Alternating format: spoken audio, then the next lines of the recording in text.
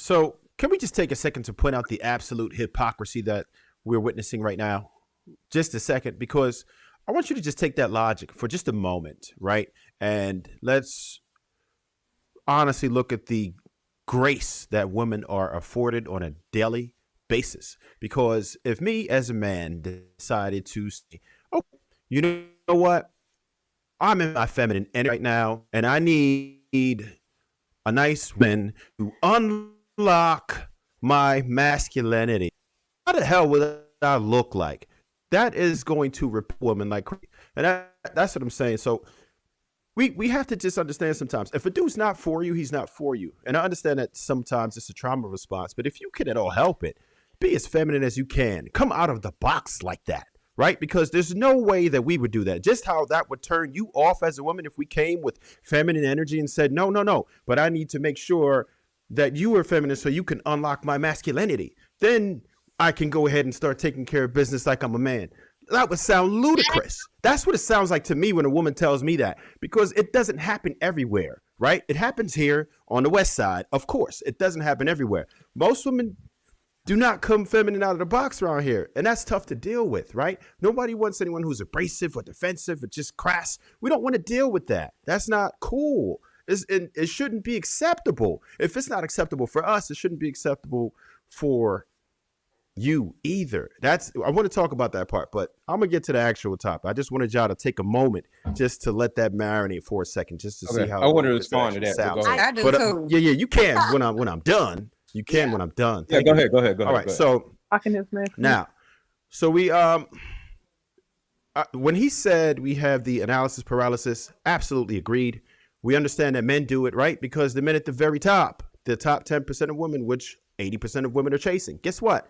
That dude has too many options, and he's going to exercise all of them and all of you. That's how he feels. Because if you're just going to come and you're going to be feminine with that guy, you like him. Everybody else is doing the same thing. It's a race for this guy. So yes, he's going to smash all of you. And the guy that isn't like that, he's going to get the bad side of things.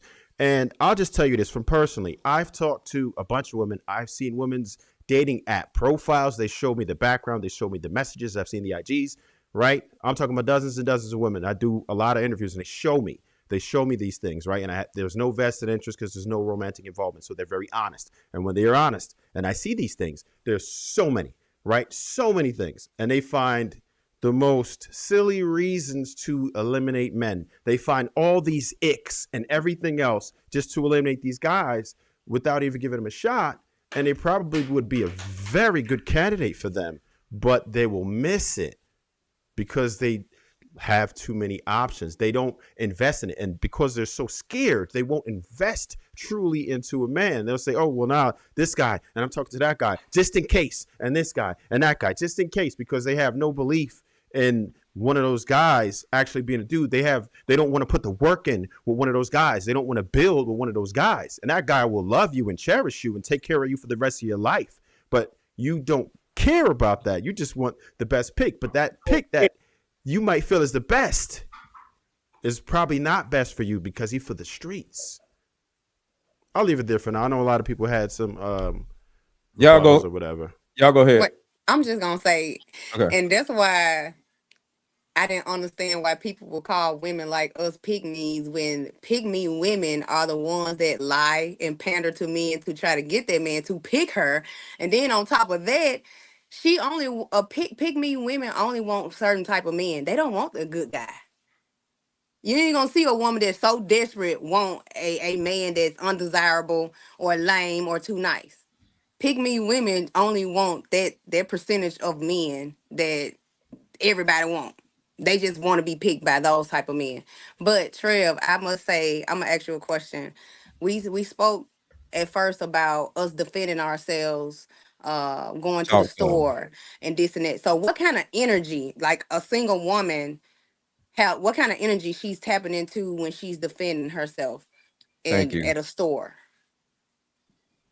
Feminine. When you're talking to that guy, you should remain feminine. You should be cordial. If you want to brush him off, you say, no, you know what? I'm married. I'm cool. You don't have to be masculine. You don't have to get tough with him. Like I said, if you want smoke, you give him fire. But at no point do you have to break your femininity.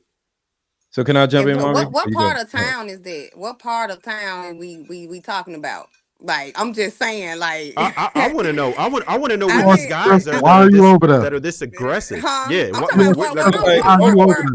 where I'm hold on. from. I ain't have no other choice but to be up over Yeah, there. talk about where you from. We talking about where you I'm at. just no. What I'm saying is, I mean, I can go to the 7-Eleven right here where I'm at and still get some type of like. What I'm trying to say, I'm gonna make it real simple. I feel like single women who maneuver through life by herself at that time, she really have to be both everything. If she don't have a man, she still have to protect herself. She don't have to be loud and ghetto about it, but she do have to tap into something more than she has to.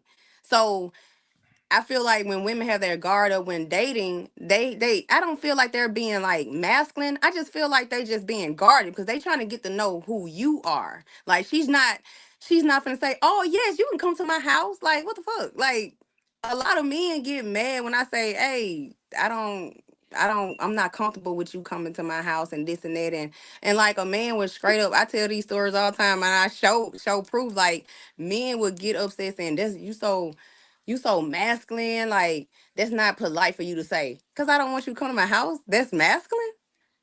They do twist So, it. mommy three, Yeah, let me. like they talk crazy. Like Yeah. as soon as I stand my ground and stand on business on my boundaries, men call us masculine for saying it. You All right, said hold on, y'all. Let me get Sarah in there, then we go to Lego. So